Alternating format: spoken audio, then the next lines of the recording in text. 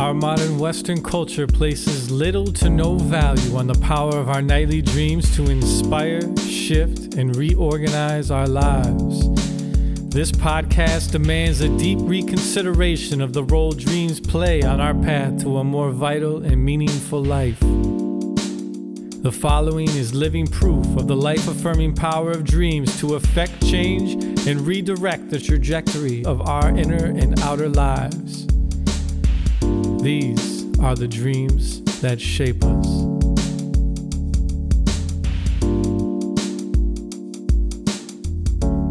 I'm your host, J.M. DeBoard, and with me is my partner in the dream, Steve Ernenwine. In today's episode, we're going to explore our origin stories.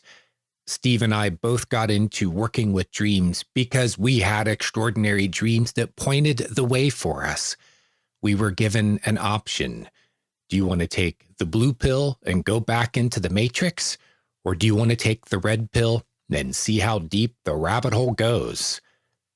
That quote from The Matrix is appropriate for what we're talking about here because dreams offer you the opportunity to find out that there is so much more to life, that there is an intelligent source behind your dreams that wants to help and co-create your life along with you.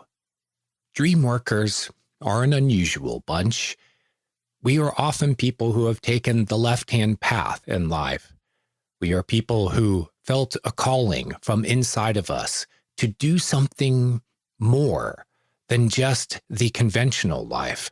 For this podcast episode, Steve and I are going to share with you what got us into working with dreams, what led us down into that rabbit hole. Let's begin with Steve. Steve, I've known you for years, and I only know a little bit about what got you into working with your dreams. Share with us your origin story. Oh, man. It's been such a long, crazy journey. I think on the 14th of this month, so right now we're in October of 2020, I want to say my very first dream journal entry was on 10/14 of 2005. So here I am, my 15th year doing this stuff, and wow, it's been just such an incredible journey. And I don't know, thinking back on it, I try to imagine how my life would have went if I hadn't had this dream that just broke me wide open to dreams. And I just can't even fathom it. It just seems like with everything that dreams have offered me and given me and helped me to understand about myself and to see within myself, it just can't even process, how much differently my life could have been. It's really wild. So in 2005, in the fall of 2005, I was in my second year in college, and I was having a particularly rough semester that year. I just, me and this girl that I had been dating over the summer had just broken up. And so I was kind of struggling with that and finding my way back through because I kind of lost myself a little bit in that relationship, as I did in many of my relationships. So how old were you at that point? Yeah, I would have been,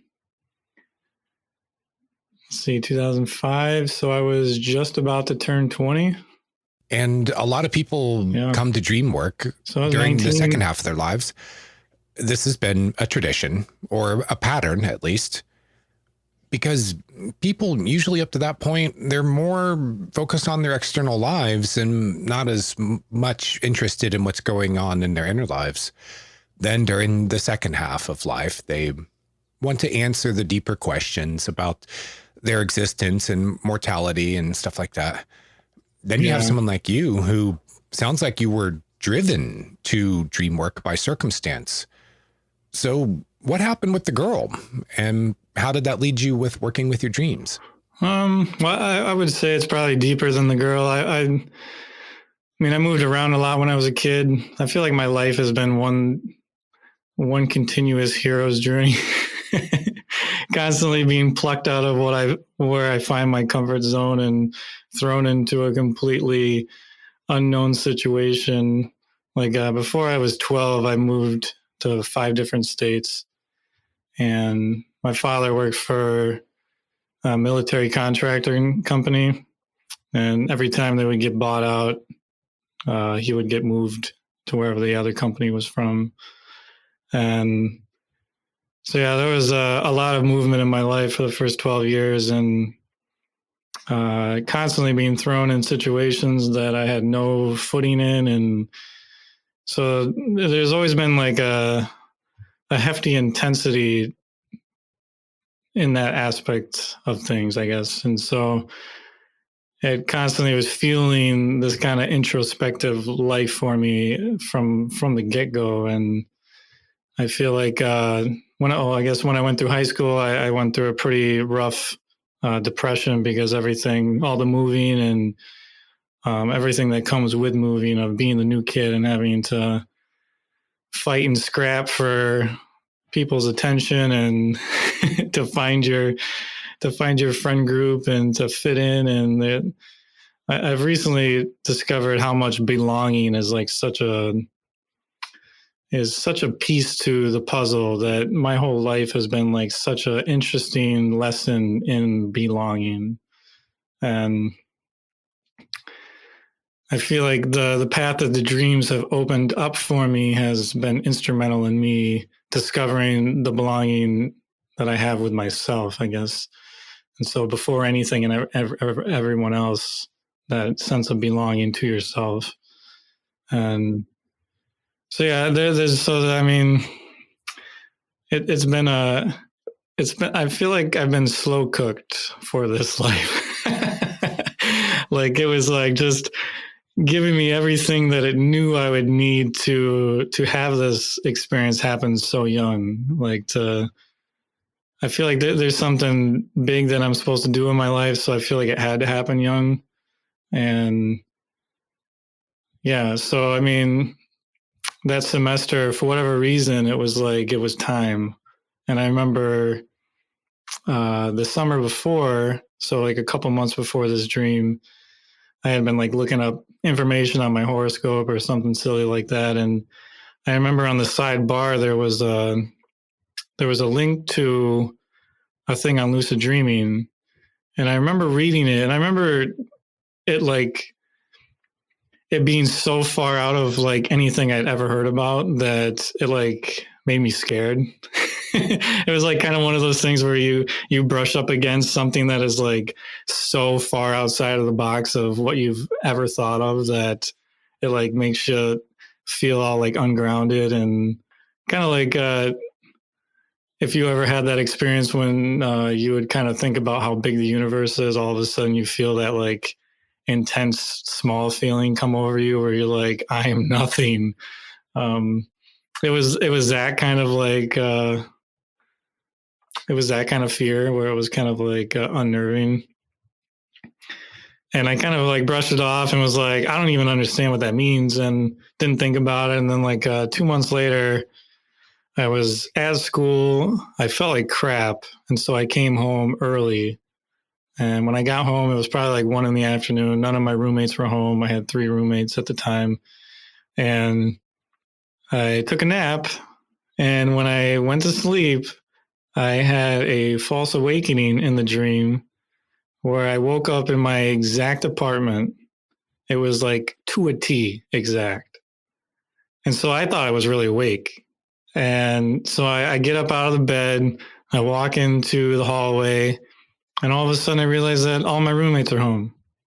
And I'm starting to scratch my head going, this doesn't feel right.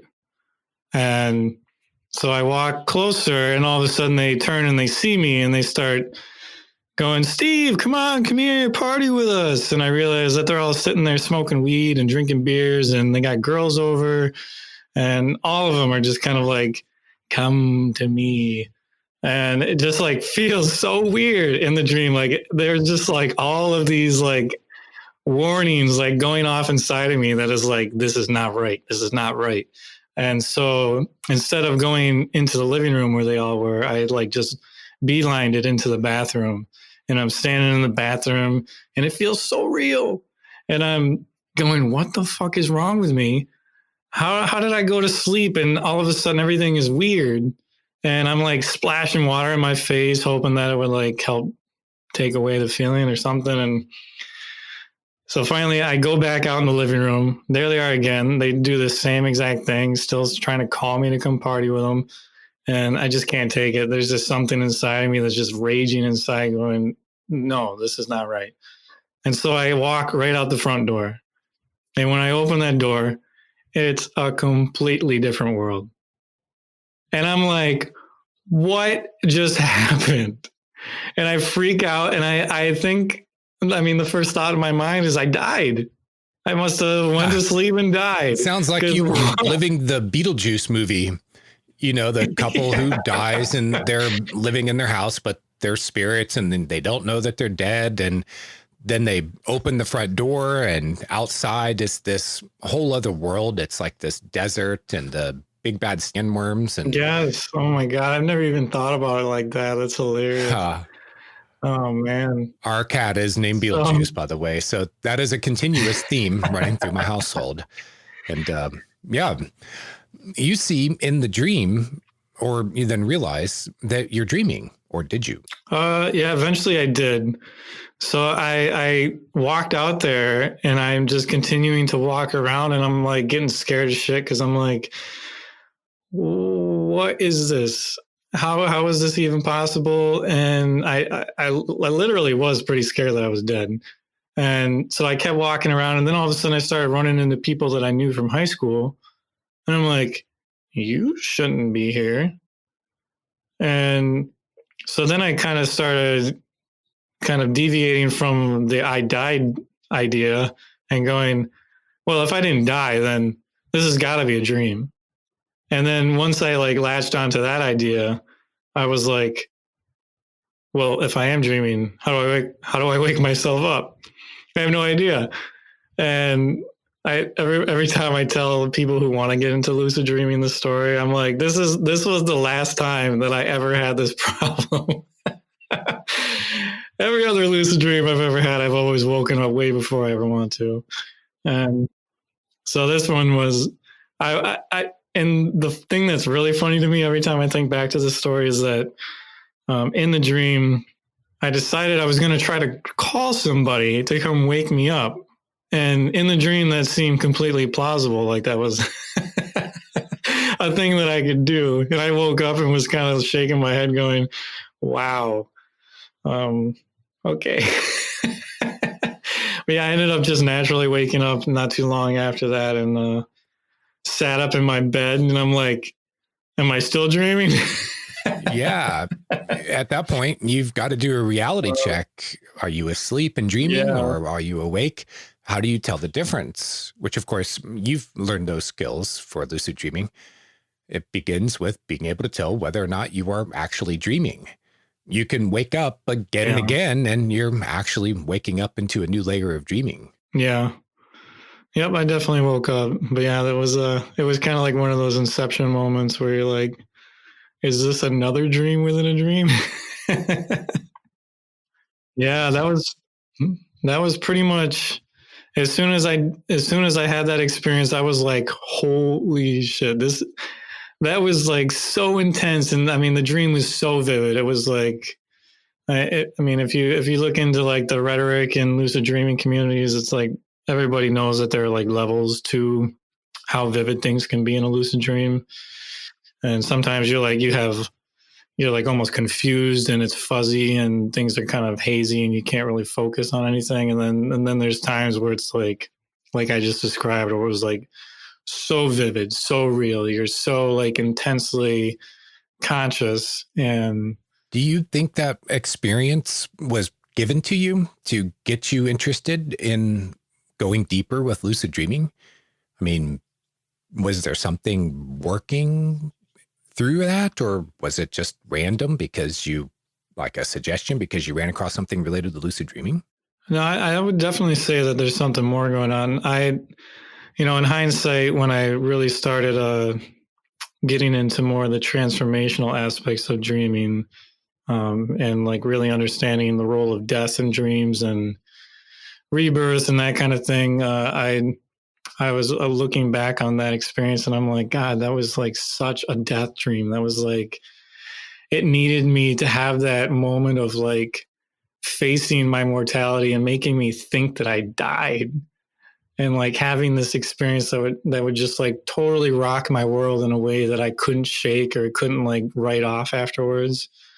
And I mean, my life before that dream and my life after that dream is such a contrast. And maybe not immediately, but in the grand scheme, if you look at the trajectory of my life before and after, it's like so night and day. And so, I mean, that was in my eyes, that was such a symbolic death experience where I literally thought I died. And when I came back out of it, was changed. I was just absolutely changed. And I'd always had like really vivid dreams and I was always fascinated by them, but never gave them too much stock. And so at that point, I was just like, oh my God, like I can't shake this feeling. And when I went back online and looked up what that experience was and found all the information on lucid dreaming and understood it at a deeper level now, I was like, yes, dude, I need more of that. But then after, I think I looked it up there, about 10 days in, I had a dream that really sold me on it. And it wasn't a lucid dream, but it was a dream, the first dream where I met the anima. And it was such a profoundly intense dream that at that point I was just completely sold. I'm like, that was so intense. I need more of that in my life. I want more of that in my life. And I will I will dedicate as much time as I need to make this a very pivotal and crucial part of my life. And I really. Well, I think I know what our listeners are thinking. Same thing I'm thinking. We need to hear this. You had a dream that affected you that deeply, so let's hear about it. Yeah, so this dream began with me being in a bar with a group of my high school buddies, and we're all just hanging out.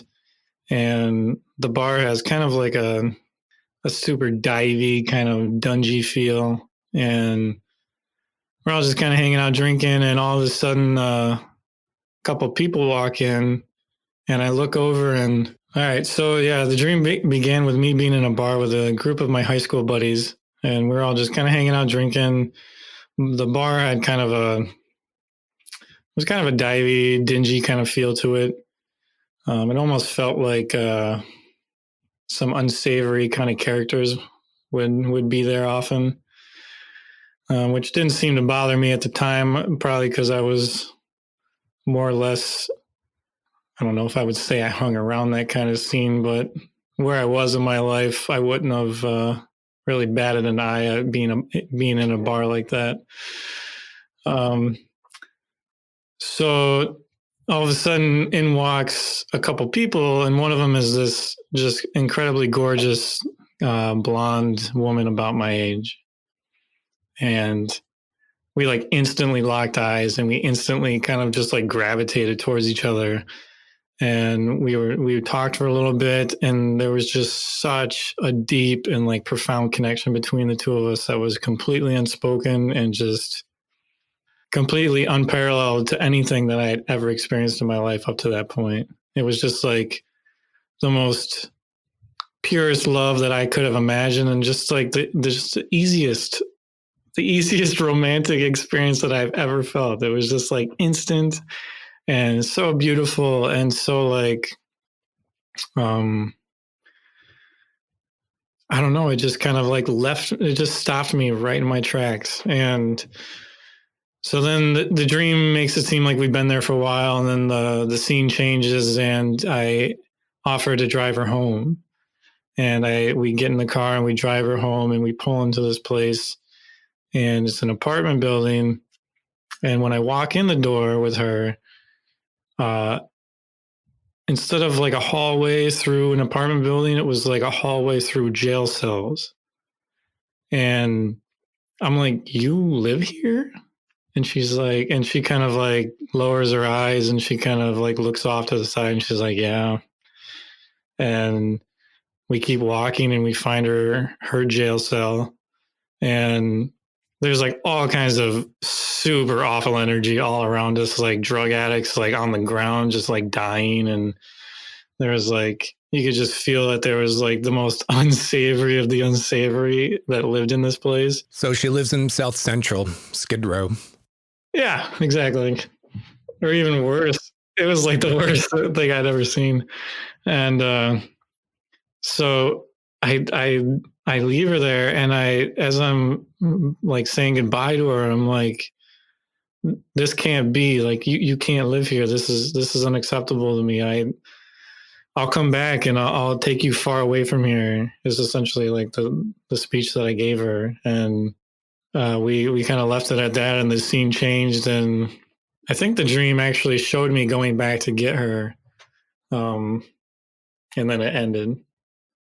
So it was as if like a bunch of time had lapsed, and then I was coming back to get her.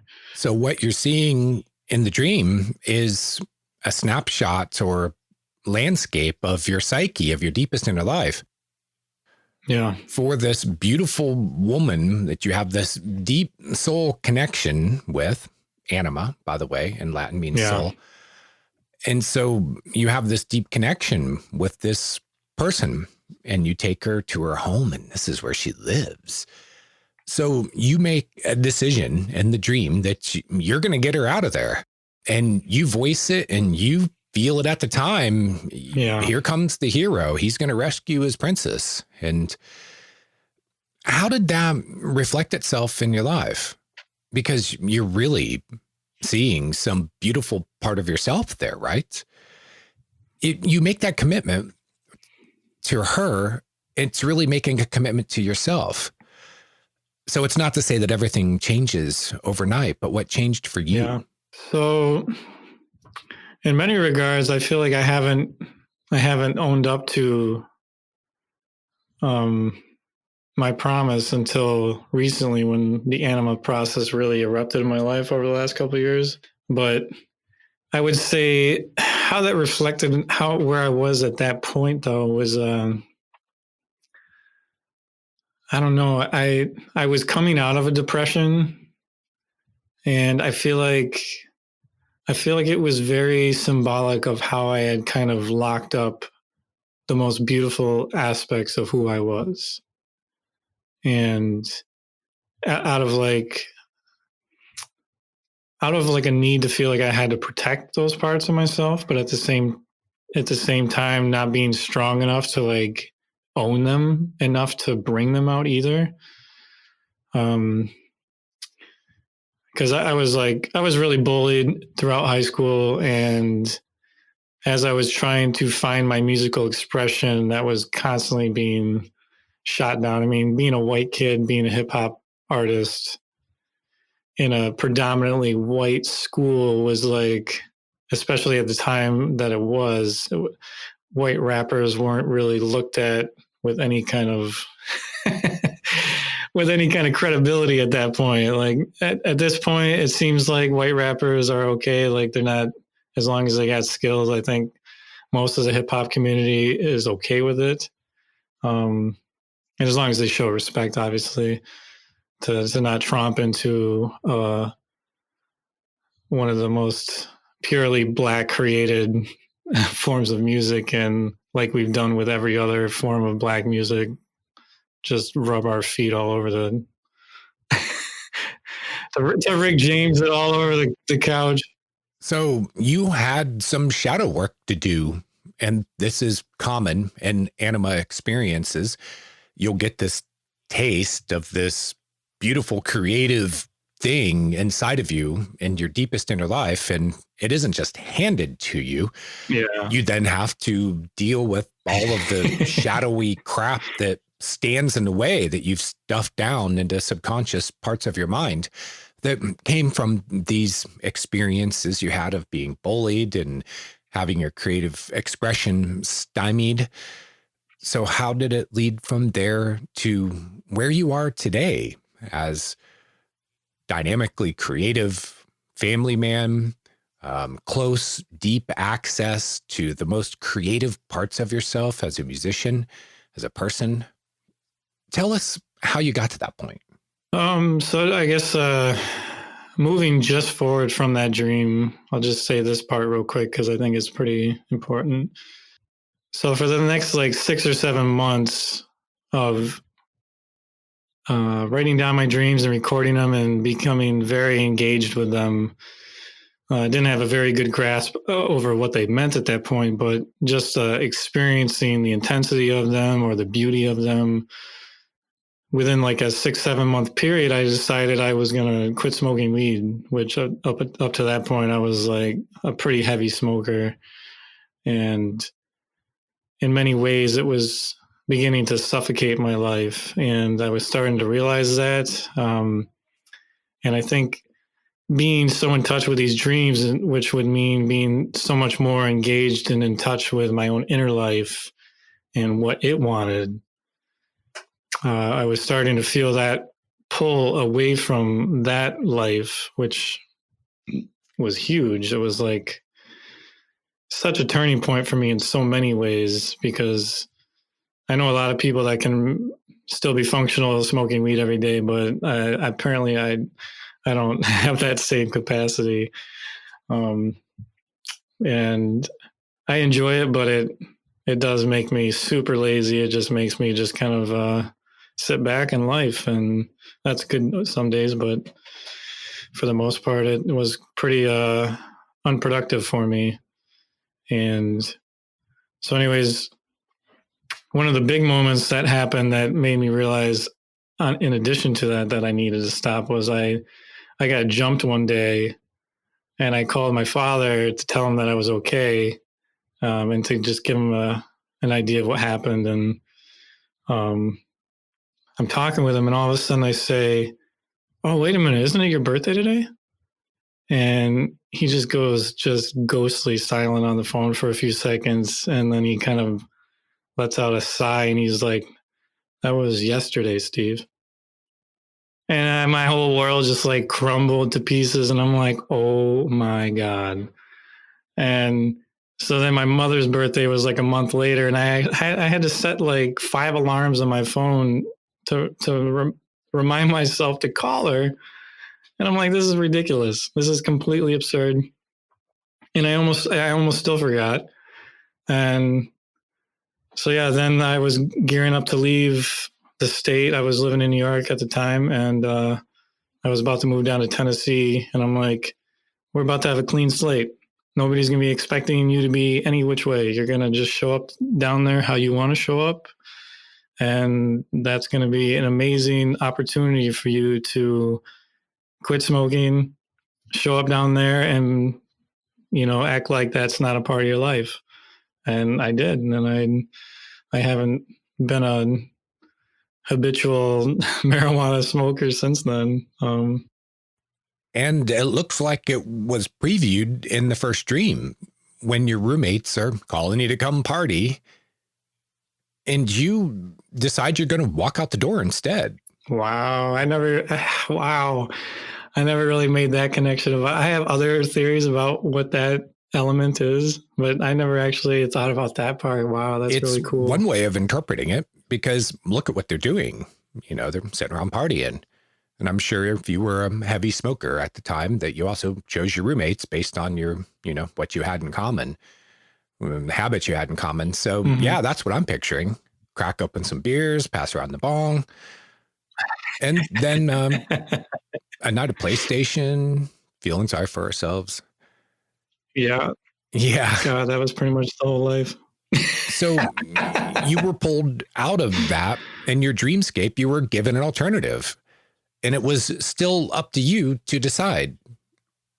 And was there enough of a pull or attraction to this alternate vision of what you could see for your life, of where you could go? It was a huge decision. When giving up smoking daily, you're giving up an addiction. Yeah. And actually, I mean, wow, now that you say it like that, like, every initiation, you have to give something up. You have to sacrifice something. And so that's very interesting. And to have like such a hard death experience surrounding that whole dream and that whole time in my life, that feels like that was my gift to the gods. That was saying I surrender my desires to be a certain way, and I'm willing to follow you and to see what this new path is offering me. It's interesting because so the way that I have thought about that element of that dream has been because quite a few other powerful lucid dreams that I've had have all had this element in it, where there's this kind of inborn test that you have to pass to be given whatever the experience is that the dream is trying to offer you. And so here, the test is, are you going to listen to this complete siren that's going off inside of your soul right now, or are you going to be allured by the sirens over there with the with the marijuana smoke and the girls? Which way are you going to go? Because if I would have just went and joined them, I probably would have fell right into the dream, wouldn't have thought a second more about it, would have woke up and would never have had the experience of walking through that door into a whole nother world and have to question everything after it. You were given a choice. And if you would have sat back down at that table, then your choice is made. It's like Cypher in The Matrix. He decides he's going to go back into the Matrix. He's going to forget about all this other stuff like high ideals and living for the right cause and fighting against oppression and being a hero. And nah, man, just hook me back up, pass me that bong, let me go back into the Matrix. And if you would have done that, if you would have, sat back down at the table and said, hey, pass me the bong, let's have a party, you would have gone back into ordinary dreaming, and your choice is made. You wouldn't have walked out the door and discovered that there was this whole other world accessible to you. That's chilling, man. That's an origin story, brother. I love it. When you work with enough people like us who are deeply interested in dreams and have taken it up as our calling, you often hear these origin stories that begin with some kind of calling or spiritual awakening. They have an experience like Robert Moss, who was visited in a dream by this wise native woman who gave him his calling. She said, you can go out into the world and teach people these shamanic ways of working with the dream. And for decades now, that's what he's been doing. And he's been very successful at it. And, it was presented to him in such a way that it's hard to say that you wouldn't do it. I mean, the choice seems kind of obvious. Yes, of course. Hey, where do I sign up? But for you and your origin story, you had this call that was the siren's call that was taking you in the other direction. And you could have very easily decided, nah, man, this isn't for me. But it seems like that there was a calling in the sense that there was this sort of like an intervention that said, Steve, your life is waiting for you. So make a choice. Do things stay the way they are? Do you take the blue pill and go back to reality as you know it? Or do you take the red pill and find out how deep the rabbit hole really goes? Brother, you have one of the most powerful origin stories I've ever heard. Well, thank you. Appreciate that. Yeah, it felt like a real calling for sure because, like I said, like lucid dreaming actually terrified me the first time I heard about it.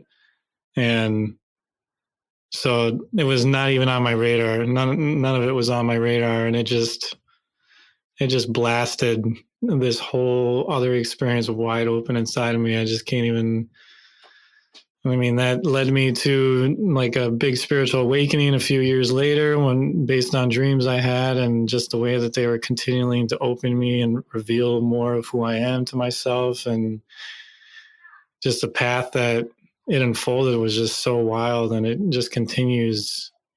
I mean, holy cow! Well, man, we'll have to have way more of these conversations because there's so much to talk about there. But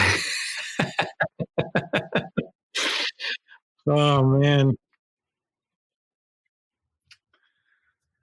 yeah, the dream of the girl that definitely that cemented it. And that was after those two dreams, I was just completely hooked for life, and I just you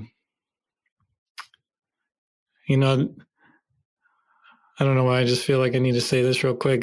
There's so many people in the dreaming community that kind of stick their nose up to lucid dreamers, primarily because they feel like they come in just to be a lucid dreamer, just to exert control over the lucid dream, and that they don't care anything for their regular dreams, which I think is probably true for the first part. But I feel like if you go deep enough into lucid dreaming, that the dreams force you to acknowledge your regular dreams, and they force you to do the deeper work instead of constantly trying to manipulate them. They definitely, at least in my experience, maybe because I have something greater to do with these, that they take such care in making sure that I'm utilizing that space properly and respectfully. And like even right now, I've maybe only had like 2 or 3 lucid dreams this whole year. There's like other work that they want me to do, and that's good enough for me. I'm not trying to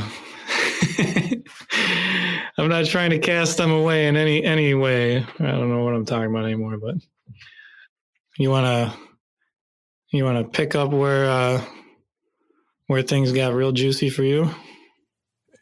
Yeah, I usually begin this story back when I was a college student, and I was looking for something in my life. I was looking for more out of my life. I was looking for healing and felt like there was something from the past catching up with me.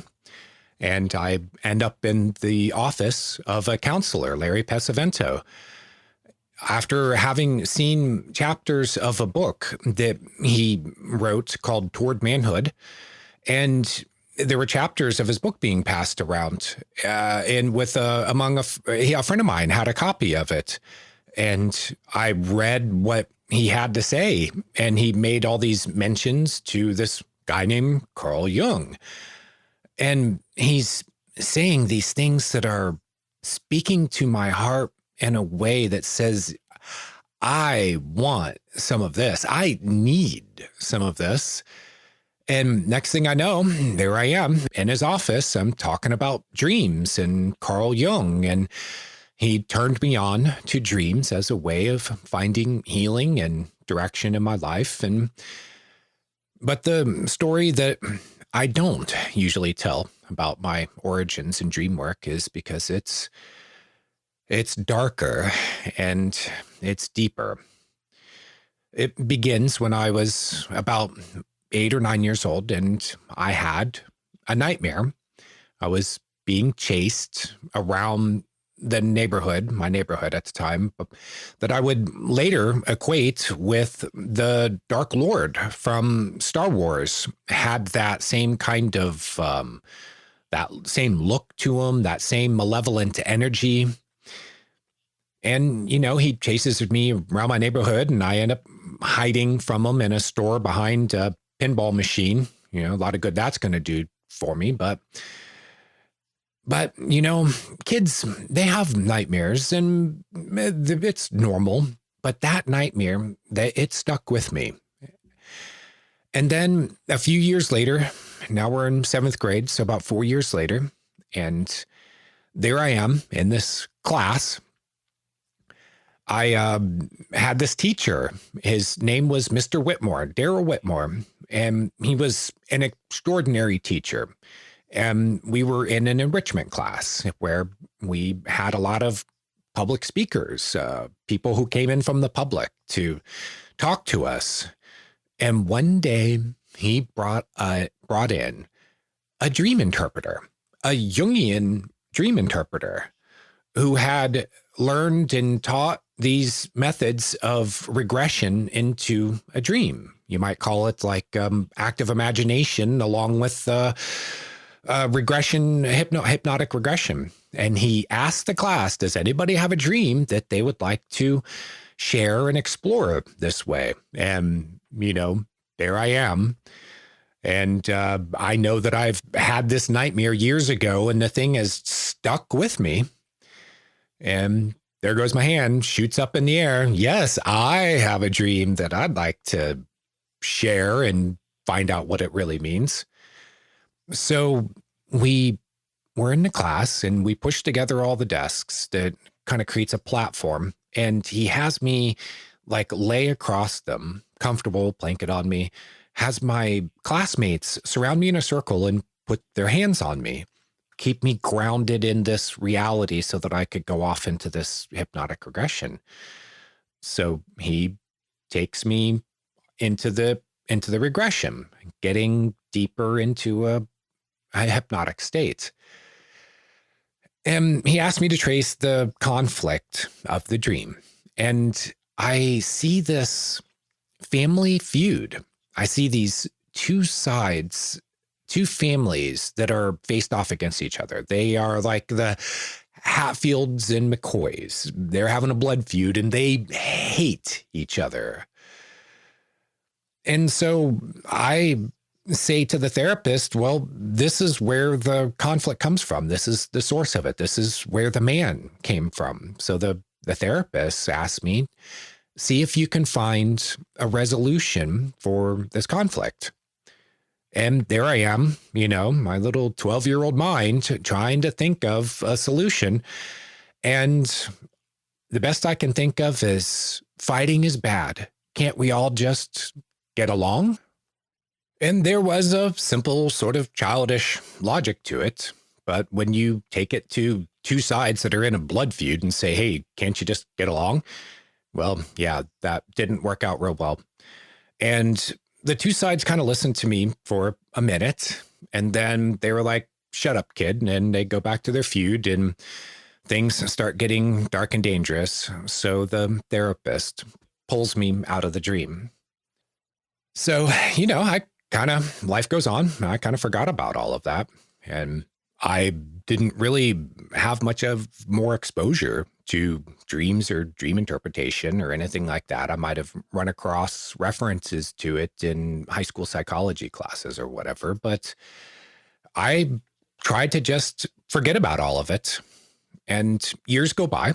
I end up in the offices with Larry, the counselor who taught me dream work.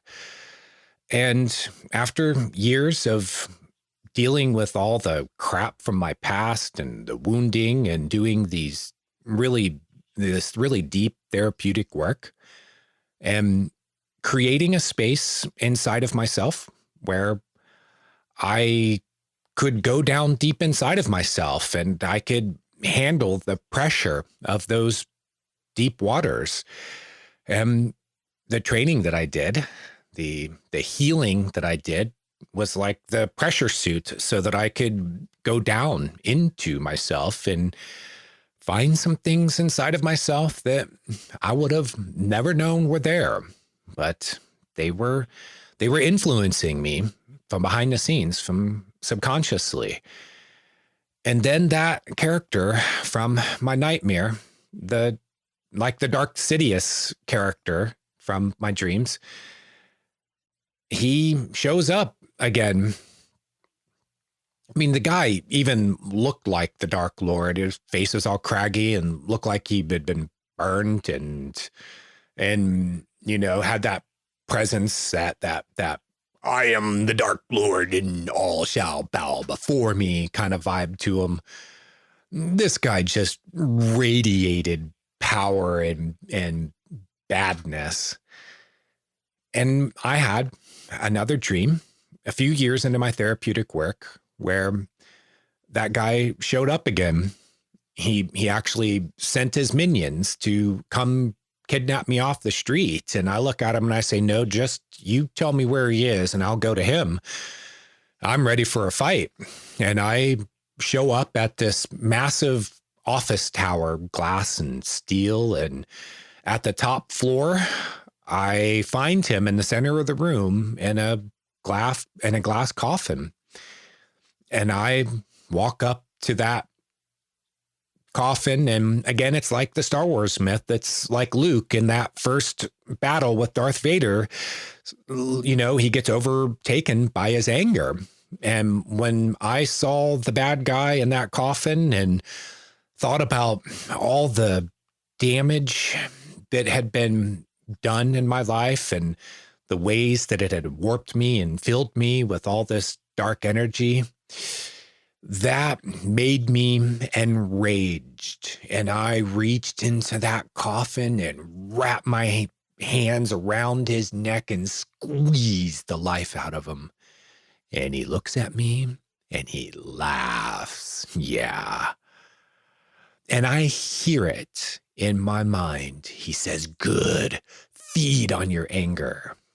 So the dream becomes unstable at that point, and I kind of fall out of the dream. And after that, it took some time, but I lost my mojo. The thing that had compelled me into therapy and to heal, I couldn't sustain it anymore. And I fell back into my old ways, you know, old addictions, and spent 10 years looking for my spirit again in the bottom of a bottle and a spiral. And one morning I woke up after having found my girlfriend's whiskey bottle.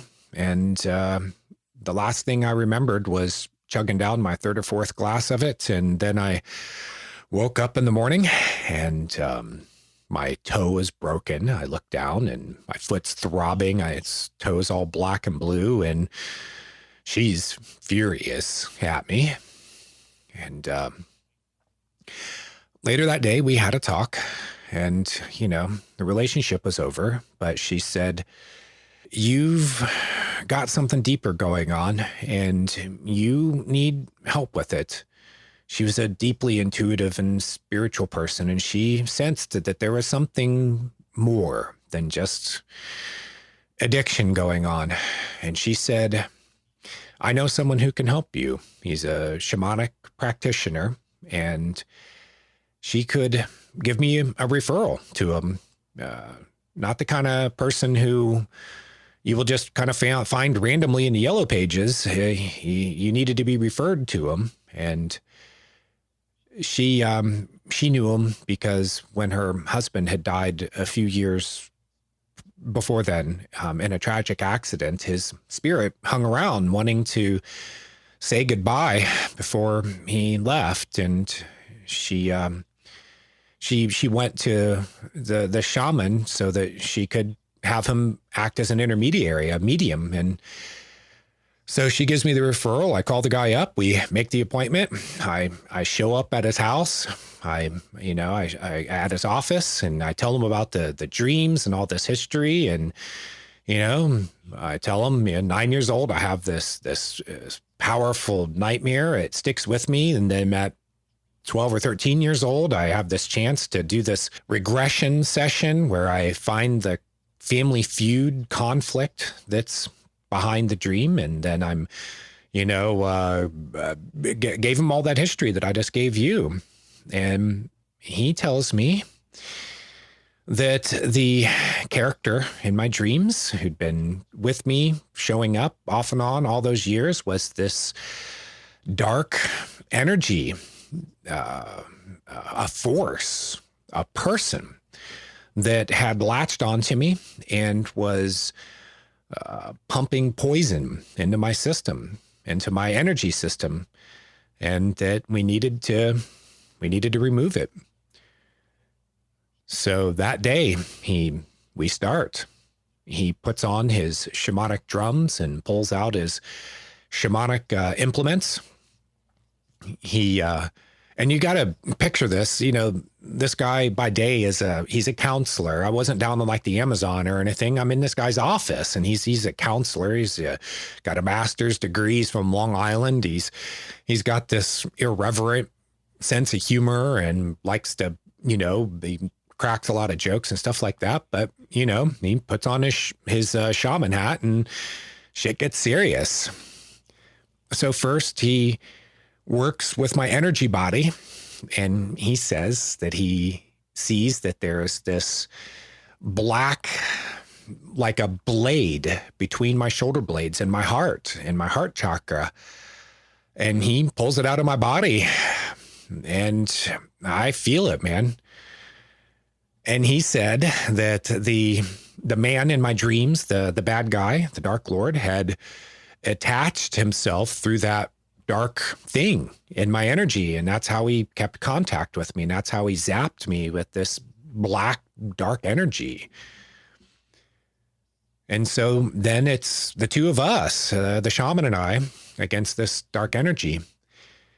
And the way I understood it later, after I had a chance to reflect on this, is the man had been a person, a human, and he was like a sorcerer. He used black magic, and he was bound to that energy, so that after he died, he wasn't able to go into the light.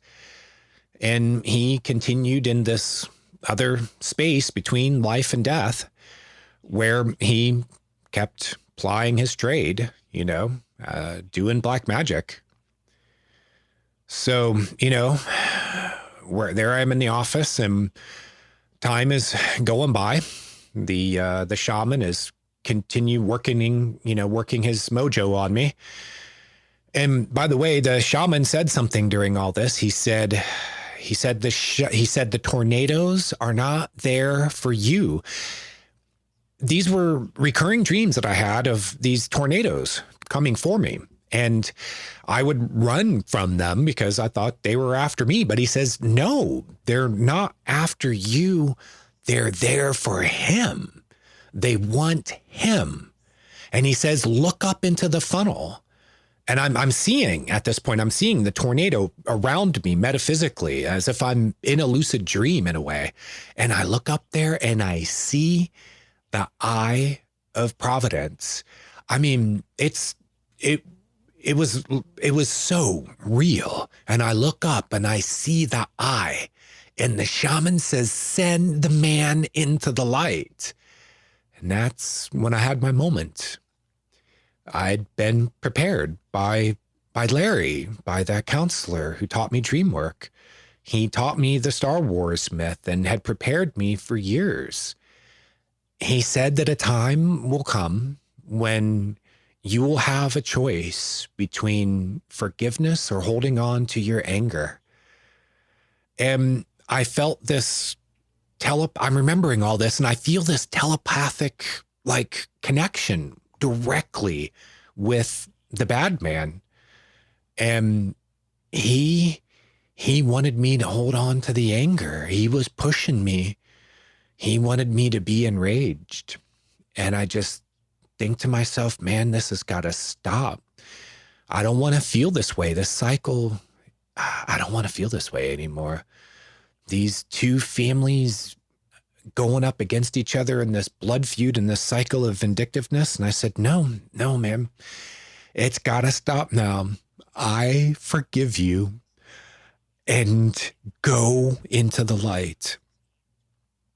And I say this in my mind, and the shaman right at that moment claps his hands, and I feel this power around me, and I can see around me this pyramid of light, metaphysical light forms around me, the peak above my head, and I see it around my body. And it's just pure energy. And I pull that energy up from below me.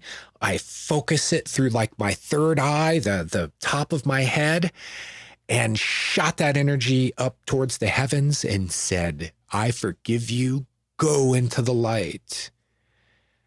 And I could see it and feel it, like this light shoots up.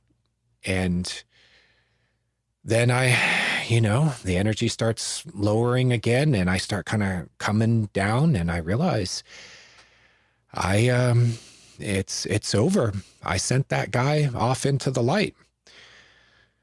And within about a year, I started my life as a dream worker.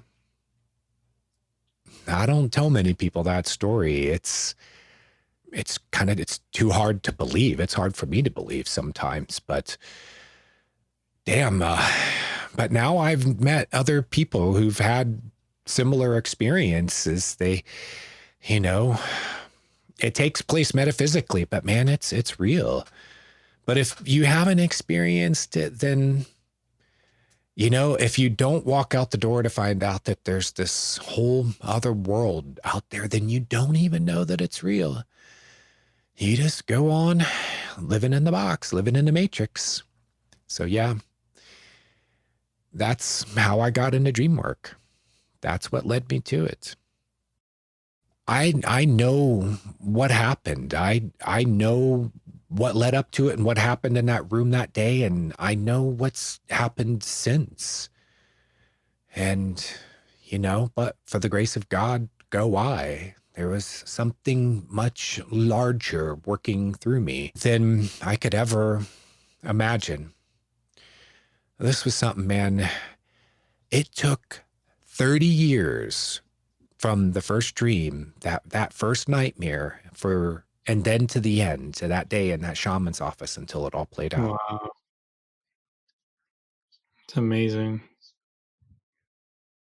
Holy shit, bro. That's, yeah, I think the only thing the only part of that story I think I've ever heard was you meeting the professor. I can't remember how you described him, the counselor. Yeah. I'm pretty sure that's the only part of the story I've heard. I knew about the drinking, but I didn't know about any of that. That's, whew.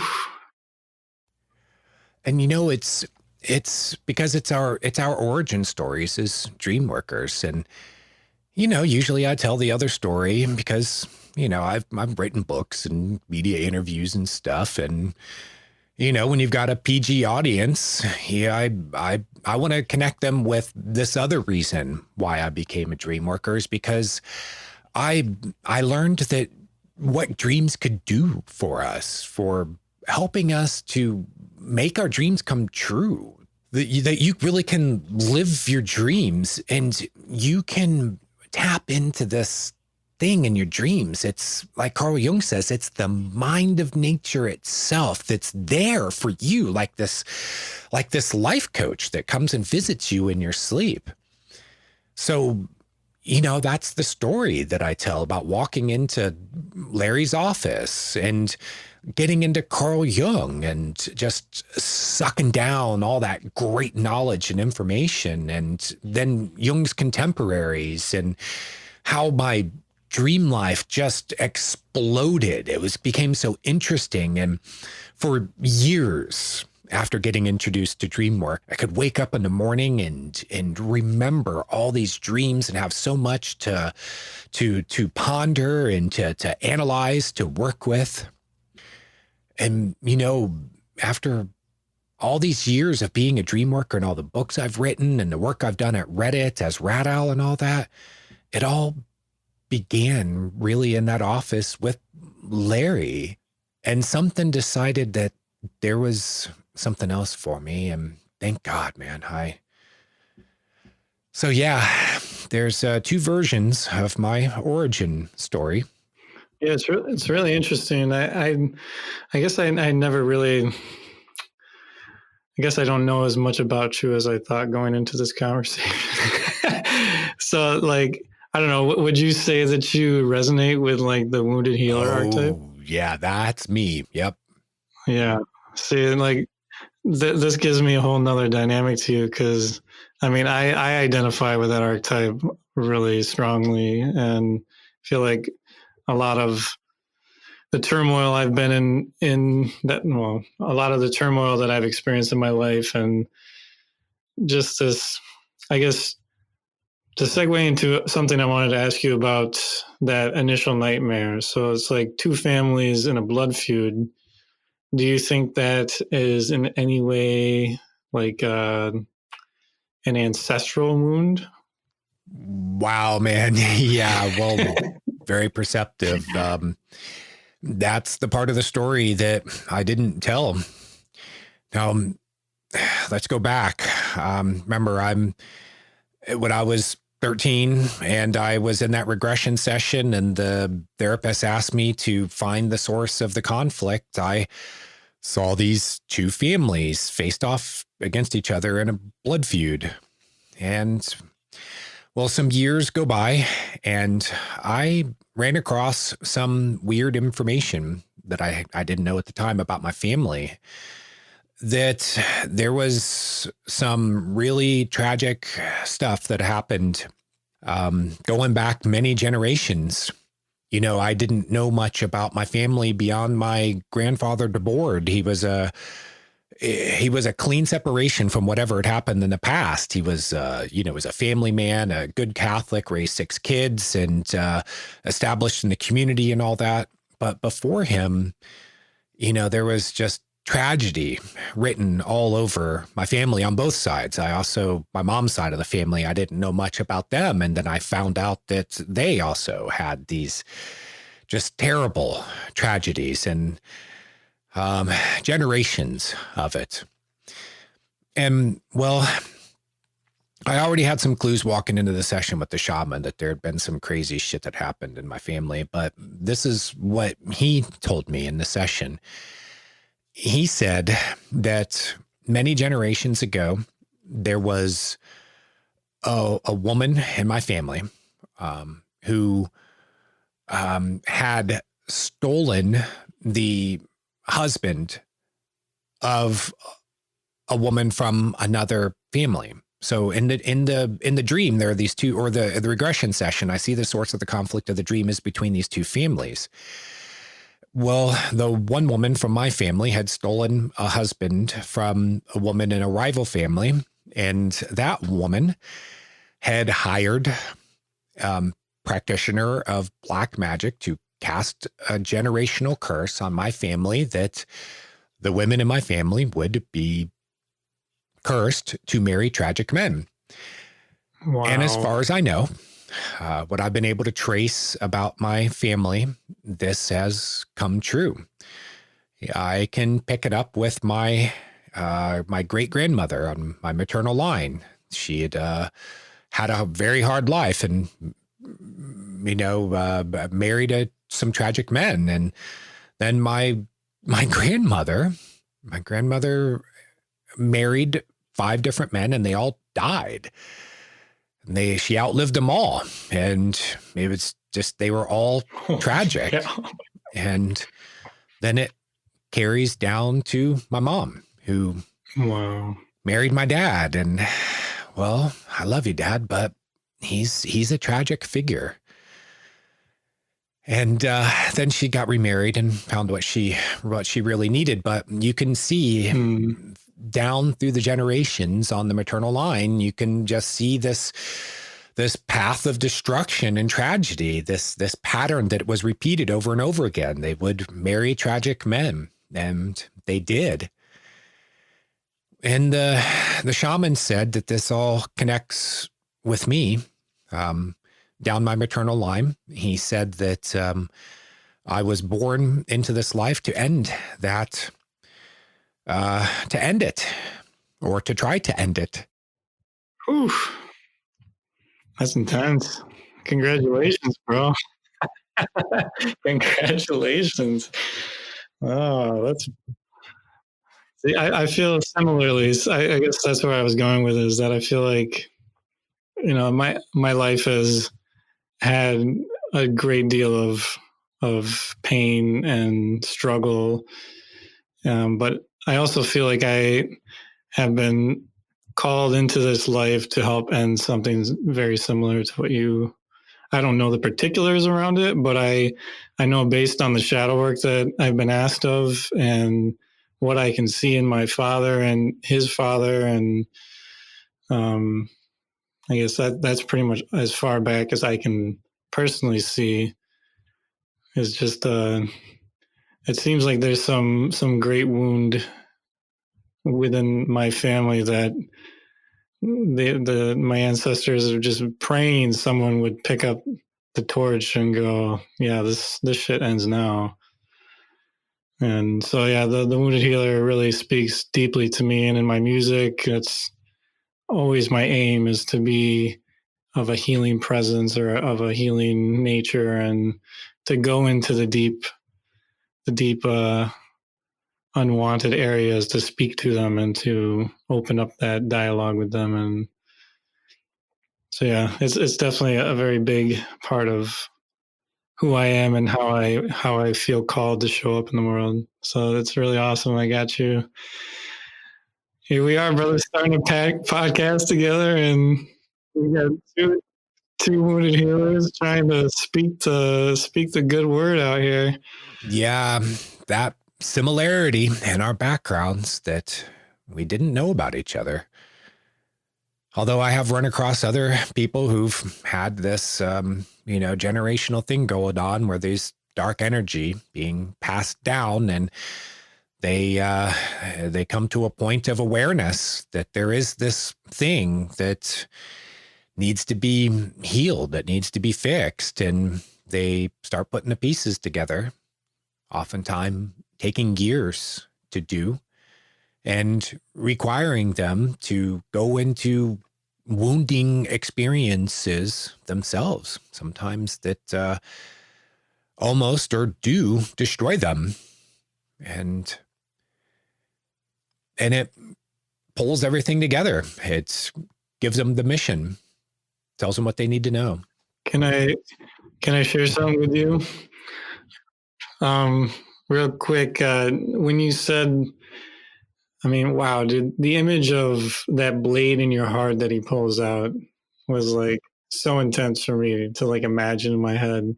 I had a dream not too long after I had like a big spiritual awakening, and it was this amazing contrast dream where the dream began with me with this headset on. I don't know if you ever heard of like the lucid dreaming mask that you could buy. I was using one of those for a short time, and the idea is that it has like red LED lights that flash when the mask can detect that you're in REM sleep. And the idea is that hopefully the external stimulus will trigger something in your dream that makes you go, oh, that's right, I'm dreaming. And so the dream is me having the mask on, and for some reason I can just see forever down this dark mask, and echoing down that super long corridor, which is the mask, is just the most beautiful classic music I've ever heard. And it's just like, it just envelops you, and it just made me feel so like taken care of and loved, and it felt so divine. And then the next scene, I take the mask off, and I'm in like just the most awful underworld that I could ever imagine. And in front of me is like this circle. It's kind of like what did I name the dream? The lucid land of torture or something like that. Because I became lucid. The music and everything was so beautiful that it actually made me lucid. Like it just like heightened the intensity of the dream in such a way that it naturally made me realize I was dreaming. And so when I took the mask off, it was just like, oh, what just happened? No, bring me back to that nice place. And so just inside the gates to this lucid land of torture, there's this man. He's this big, muscular man, and he's standing there, and he's just screaming in agony, just like the worst scream I have ever heard in my life. And I look at him, and I almost can't even look at it. It's so intense. Like I keep dodging my eyes because it's so intense in the dream that it's like incredibly hard to look at. And there's just like an energy to it that like my eyes keep diverting away from because it's too intense. But every time I look back real quick, I can see more of what's happening over there. And so this poor guy, he's this built guy, he's half naked, maybe he is naked, I don't know. but he doesn't have a shirt on, and he's got this sapling. So it's not, you don't want to think about it as like a mature tree, but it's at least big enough to impale him through. So it's like rooted in the ground behind him, and it's impaling him through the back, and the tree branches are spouting out the front of him. And I would say it's coming out of his body right around the solar plexus. And if that wasn't already gruesome enough to look at, he's completely on fire. The tree's on fire. He's on fire.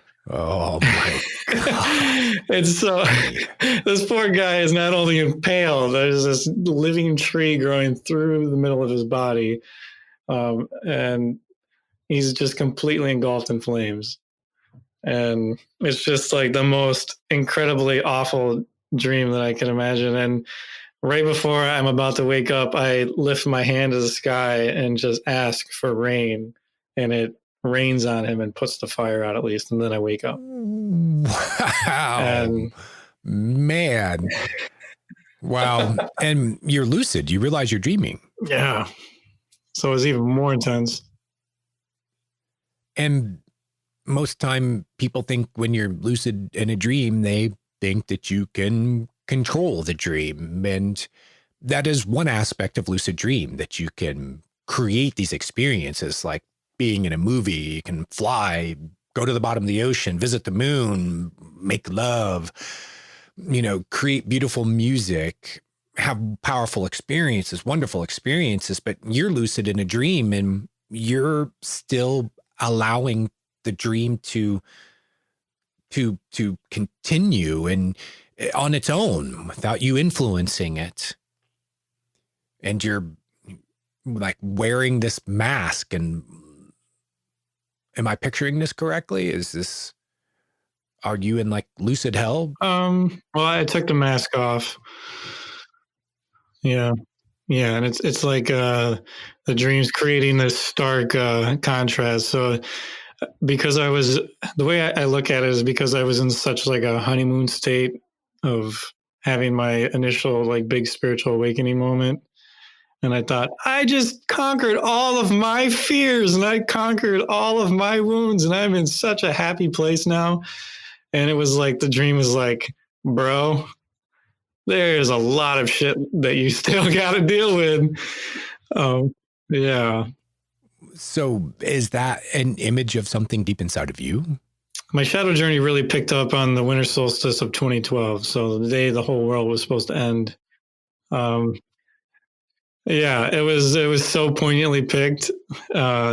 So the 3 years leading up to that date, I had so many dreams that were like, in my mind, they were previews to what that date was going to be. And like everybody was in such like just a craze about that date that it was like the dream knew that if it gave me just enough, it could wind me up so much that when that date came and went, it would just thrust me into all the ugly inside of me that I wasn't willing to look at.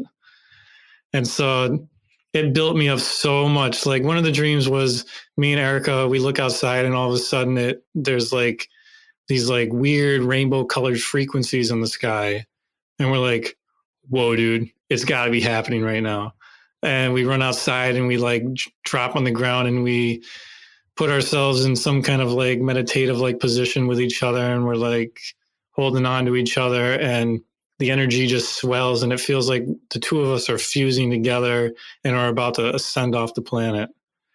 And just before we're about to completely merge together and just rocket ship into the most incredible bliss that I can imagine, this guy who's just completely out of control and just his energy is so like yuck and just makes you cringe, comes in. He's like, no, wait, guys, wait, no. And he like totally gets us out of the zone and the whole feeling in the dream dissipates. And I remember looking at him and go, you didn't do anything good for anyone here. And I like was so disgusted with him and I woke up. And so I had like all these dreams that were like, that would give me these snapshots of what in my wildest dreams I hoped this ascension that everybody was all like in a and I craze about. And I only looked at that part of the dream. I didn't look at the fact that the shadow character showed up to make me go, whoa, stop, guy. Like, you may be getting a little ahead of yourself here. We got a lot of work to do. And so it just built me up and built me up. And there were dreams that had 12/21, just constantly. And then dreams that leading up to that day were like, the shift's about to happen. The shift's about to happen. And just like worked me up so much. And I shit you not, 7 days before the winter solstice that year, me and Erica were going out to do some Christmas shopping, and it's just been snowing all day. And we get out to our car, and right in a car sitting right next to ours, there's a dove sitting on the back of it. It was like a turtle dove. It was just the most perfect dove I had ever seen. And I'm like, why are you here? I've never seen one of you in real life ever, and you're sitting right next to my car. In the so snow we leave to go cold shopping of Minnesota. Yeah, exactly. So we leave, we come back like 3 hours later. It's still sitting there. And I'm like, what is this? This is like such a divine messenger. Like, oh my God, is something really afoot? Yeah. Yeah. Doves in particular, messengers of spirit, a totem animal. Yeah. And so it's a classic symbol. The winter solstice comes, and I wake up, and at that point I'm like, all right, I'm not going to work myself up too much here. You know, the year of 2012 was super sobering. It was like, I felt like nothing too extreme was going to happen, but I wanted at least like something perceptible. I wanted to like feel something, because, you know, I've been led to believe that that some kind of shift was happening. So going into that day, I'm like, just something perceptible. Just give me some feeling that like something is changing. And I woke up and I didn't even feel like borderline. I felt less than. I felt like there wasn't any magic. And I'm like, what the shit? And I got so mad and so disappointed. And it was almost like I couldn't control the disappointment. And it was like I had been completely led astray, that I had been completely deceived by my dreams, and then, you know, my belief is that, you know, spirit speaks to us through dreams, or like there's like this greater knowing that speaks to you through your dreams. So I was like, what can I trust now? Like, why did you do that to me? Why did you build me up for the last 3 years to just make me fall flat on my ass and question everything? And so I literally had like the hardest time it was almost like a week of just fucking rolling around and just like the worst feelings ever, of just feeling so betrayed, feeling like I couldn't trust my dreams anymore. That was like the hardest thing, was that I felt like I couldn't trust my dreams anymore.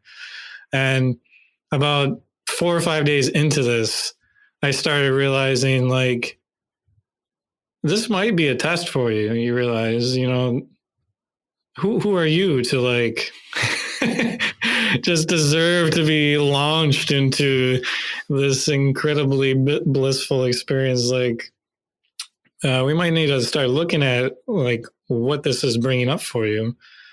And I had a book on my bookshelf for a couple of years up to that point, and it was all about Carl Jung. And I read a chapter in there that talked specifically about the shadow, and it just explained all of the feelings that I was having. And like, it was so exaggerated, the feelings that I had of being betrayed and all of the puke and just the gnast inside of me that was just like so angry, just so mad. And it just made so much sense. And I don't know, I had just such a revelation surrounding that, and such like it offered me like a tenderness. It offered me like this, like, wow, like I can trust the dreams because they gave me exactly what I needed. I needed to go so high that the fall would be so hard that I would have to look at myself, that there would be no way I could squirm away, because I tried so hard to squirm away, to act like I was so entitled to not have to feel that awful and to feel that led astray. And Holy cow. To finally like rein myself in and to force myself to look at that and how angry I was at God, that I thought I had created this amazing experience of God in my life when I had my spiritual awakening. And then to see just how quickly and just how easily I could turn into just hating God, into blaming God, and to just how quickly, like, so, it's just like thinking back on it now, it just seems so silly. But like, just to have a moment like that could press so many buttons within me and to be completely helpless to it, to just like spiral so hard, was so awakening to me that, yeah, dude, you may have gotten to a pretty good place in your life, but there is so much underneath there that you still have not looked at or addressed. And if anything, like taking a blind eye to it and acted like you have these practices now that can alleviate you from having to deal with it. Like, no. And yeah, so to get back to the dream of the tree, I'm glad that I remembered we were even circling back here. When I had that moment where everything crashed down, when I came back out of it, I all of a sudden realized that there is this blockage in my solar plexus. There's like, it just feels like a knot. Like there's something that's lodged there that doesn't allow as much energy to flow up through there as there should be. And when I look more at it, like the tree, why a tree, to me, that said it's something deeply rooted. It's something that has its roots deeper than just me. That it's something that is not necessarily something that is only what happened to me in this life. That it's something that is, that has greater, that has had more life than just me. That it's rooted in something that I have no knowledge of, and it's got to have something to do with the warrior energy. I feel like, because the man was so muscular, and he felt like he was such a strong character, but he was so crippled by this wound, and it was like his energy was not allowed a healthy expression because there was this wound that was just piercing his soul, and there was just no way he could get around that wound without just being in just incredible pain. And I mean, the fire to me was anger. That was like symbolic of anger and just the pain that comes out of, I guess the anger that comes out of pain. And so for me, a lot of my shadow work has been looking behind the anger. What exists behind that anger? Because I mean, I have a short fuse. My father has a short fuse. From what I can gather, his father had a short fuse. It seems like there's a big anger issue that surrounds whatever this generational wound is that it seems like the men in my life carry. Yeah. And it wouldn't surprise me if those men in your family had done things in their anger that maybe had caused a tragedy, maybe even been before your grandfather, generations back. I would bet that something happened that created a tragedy and attracted this bad energy to congeal and carry down from generation to generation. But I mean, we don't know that, but I wouldn't be surprised. I've seen this kind of thing before. And did you notice that once again in the dream state that you made a decision that had far-reaching implications? In the first dream, you decide that you're going to leave the party behind and walk out the door, and you go off on this path. And you, in this dream, you made this decision that you were going to quench the fire. You use your power, your magician energy and ability to wish or call down water into that space so that you could put out the flames and cool your own anger. And since the man represents something deeper yes. than just you, you're actually bringing that energy to all of the other men who have been afflicted, men in your family who've been afflicted by that anger. Here's something maybe we're going to have to do an episode on: the far-reaching power of dreams. You know, people say, oh, it's just a dream. It's just your imagination. And yeah, you know, a lot of times dreams are just it's a drama going on in your head. But some dreams, maybe all of them at least, have the potential to open a door, to be like a portal, to use the dream imagery to reach out further than just yourself. And when you called water in to quench the fire of that man, you probably created a ripple that extended all the way down your family line. I hope so.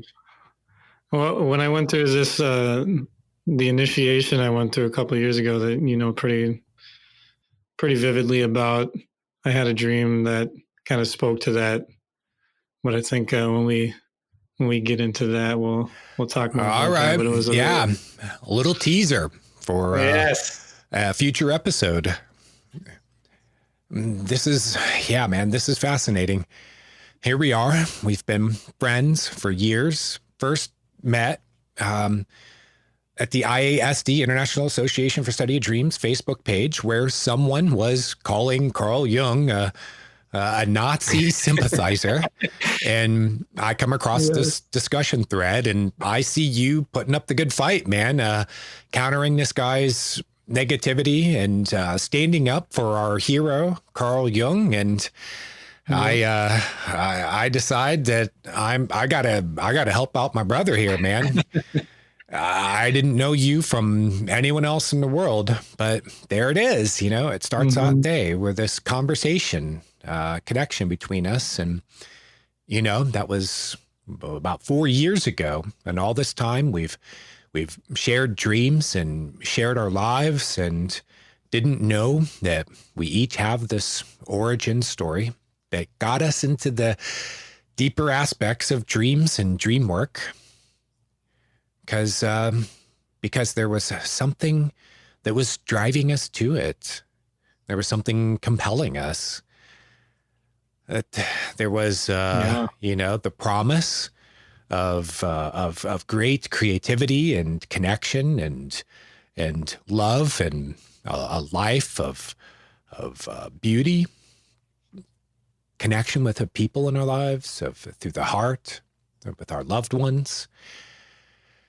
And then there was this other side of it that, you know, that had to be kind of prodded into it by being given this stark choice between healing and pain, and between continuing on a path that wasn't getting us anywhere, or taking a chance and going off on this other path that, you know, it has no guarantees, and basically says you got to take a stark, hard look at yourself. And well, that's what we decided to do. And there was something that was affecting us, something generationally through our families. And it was there behind the scenes the whole time.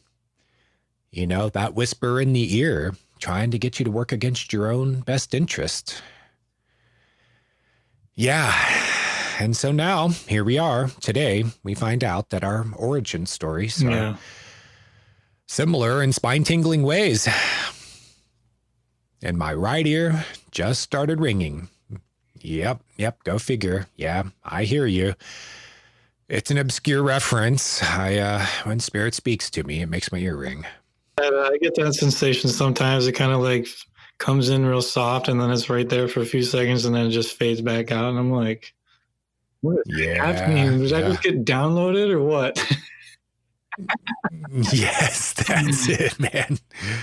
There's some new code being downloaded into the operating system of the subconscious mind. Well, brother, it seems like it was meant to be. We have a lot of great podcasting coming up in the future. A lot of people that we can reach with this message and will benefit from it. Their lives can be shaped and changed by their dreams, that there's real power in the dreams to do this for them.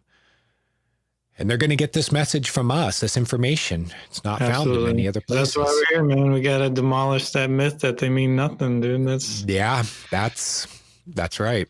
That's right. That was part of our mission. There are too many people who think that dreams are meaningless.